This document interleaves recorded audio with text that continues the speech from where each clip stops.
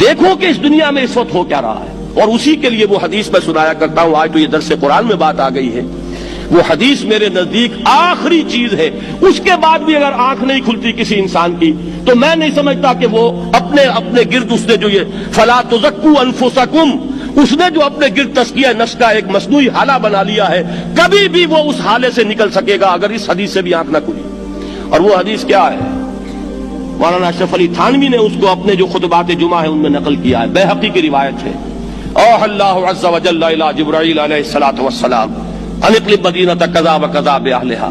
اللہ نے حکم دیا حضرت جبرائیل کو فلاں فلاں بستیوں کو الٹ دو اس کے رہنے والوں سمیت۔ قال فقال، حضور نے فرمایا، اس پر حضرت جبرائیل نے عرض کیا بارگاہ خداوندی میں، ان فیہا عبدک فلانا لم یعصک طرفۃ عین، پروردگار اس بستی کو الٹ دوں، اس میں تو تیرا فلاں بندہ بھی ہے جس نے کبھی پلک جھپکنے جتنی دیر بھی معصیت میں بسر نہیں کی۔ اب آپ اندازہ کیجئے، یہ جو ہے نا اپنے آپ کو رگڑنا اور مانجنا، اور پوری زندگی رگڑنے میں اور مانجنے میں لگا دینا۔ ہم بعض بزرگوں کے تذکرے میں سنتے ہیں اتنے اللہ والے تھے کہ ان کا گھوڑا بھی کوئی مشکوک دانہ نہیں کھاتا تھا، اور وہ خود جو ہے وہ انگریز کی عدالت میں بیٹھے ہوئے اور انگریز کی نوکری کر رہے تھے۔ یہ ہے وہ میکروسکوپک اور مائکروسکوپک کا عدم توازن، طاغوت کی چاکری کر رہے ہیں، انگریز کی ملازمت کر رہے ہیں، انگریز کے قانون کی تنفیذ کے اندر اعلی کار بن رہے ہیں،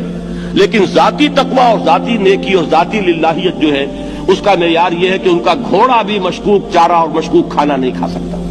یہ ہے وہ عدم توازن، اس کو نوٹ کیجئے گا، جس کو کہ اس حدیث میں محمد رسول اللہ صلی اللہ علیہ وسلم نے واضح کر دیا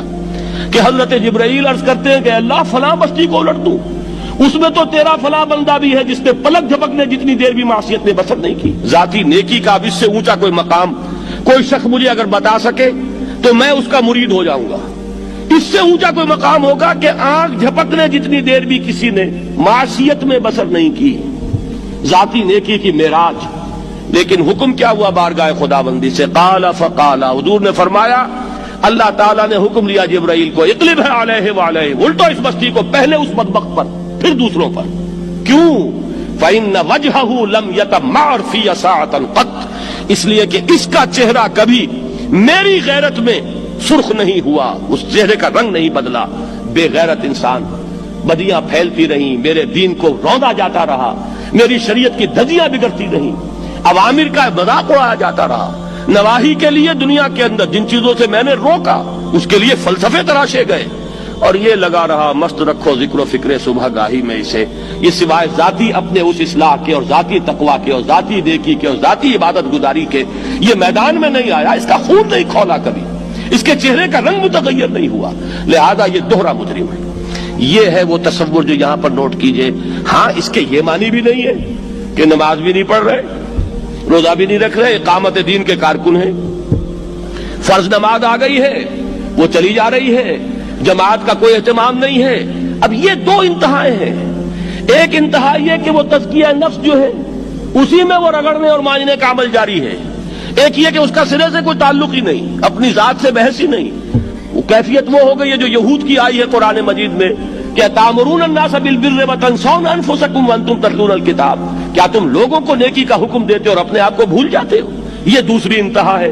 پھر وہی بات عرض کروں گا، وہی بال سے زیادہ باریک اور تلوار کی دھار سے زیادہ تیز راستہ ہے جس پہ چلنا ہوگا، کہ نہ یہ ہو کہ وہ مبالغہ ہو رہا ہو،